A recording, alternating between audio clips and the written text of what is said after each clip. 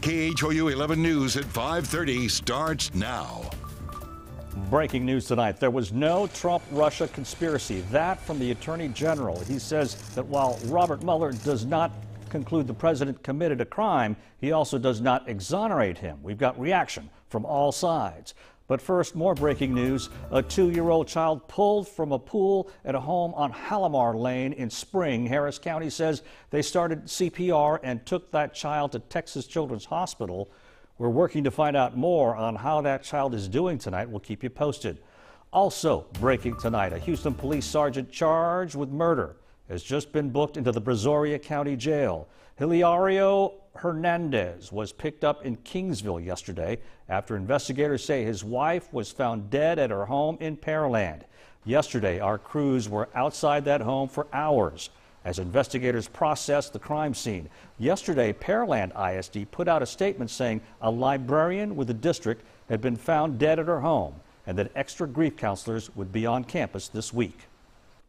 1 week after the fire broke out at the ITC chemical facility in the Deer Park area, and there's no end in sight for the cleanup process, and we're still trying to figure out just how much of a mess that has created. All this plus a false alarm. Right now, the cleanup is still going on at the site while crews monitor water quality to figure out what hazardous chemicals might have spilled into the ship channel and Galveston Bay. As of right now, portions of the Houston ship channel are still closed.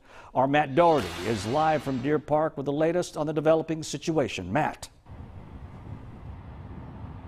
Yeah, Ron, the company says it made significant progress overnight, pumping some of those chemicals left behind on the tank farm out of there, out on the water. Crews are doing the best that they can to get a hold on chemicals that have exposed an area nearly 2 miles wide. Dark clouds hovered above the tank farm for most of the day, but luckily brought only a few drops of rain. Officials say they're making progress now, maintaining a layer of foam on the chemicals still in the tanks.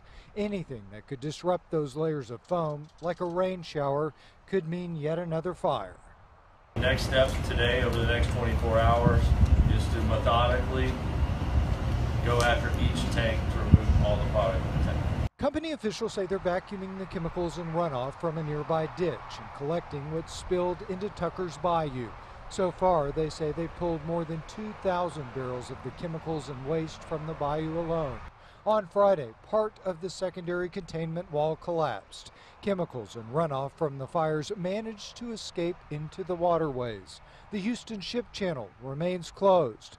The Coast Guard says it's looking at options for reopening portions of the channel that would not hinder the cleanup efforts. I can't give you a timeline because, as you can imagine, the changing dynamics of the situation, the complexities, we have to be very calculated and very methodical, yet aggressive.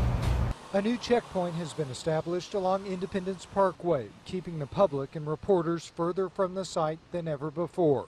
There are no more shelter-in-place advisories today, and officials sound hopeful. But when this will end is a question nobody can answer. Now, the company announced today that it's opened a new website. We'll have a link to that on our website, KHOU.com, where you can find the latest updates on this ongoing situation. Back to you. That's good news when there's no flare-ups. Thank you so much, Matt Doherty. There was a bit of a small-scale panic this afternoon when an alert went out saying a chemical fire ignited this morning at the ITC facility. The alert went out at 11:36 this morning from the Community Awareness Emergency Response System. Now, this is what it looked like. Turns out it was a false alarm. Deer Park tweeted out that there was no additional fire, and we called ITC just to be sure. They agreed no new fire today.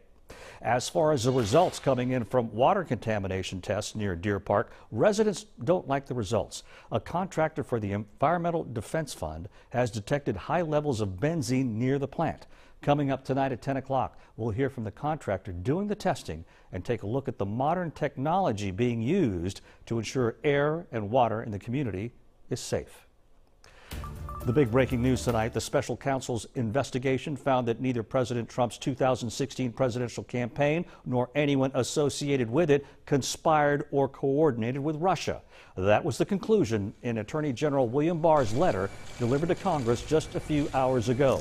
since receiving the full report from the Counsel General on Friday. The Attorney General has been reviewing it to determine how much Congress and the public will see. His summary does not find the president committed any crimes, but it also does not exonerate him. The president said this moments ago. There was no collusion with Russia. There was no obstruction, and none whatsoever.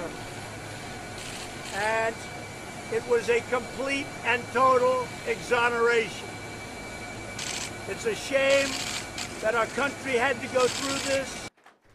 Democrats still want to see the full report from the special counsel's office and say their congressional investigations will move forward. Tonight, we are asking you, do you think the report needs to be released to the public in full?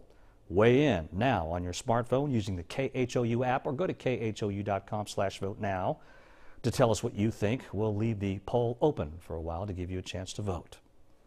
Let's talk numbers here. This investigation lasted 675 days, issued 2,800 subpoenas, and was conducted by a team of 59 different lawyers and analysts.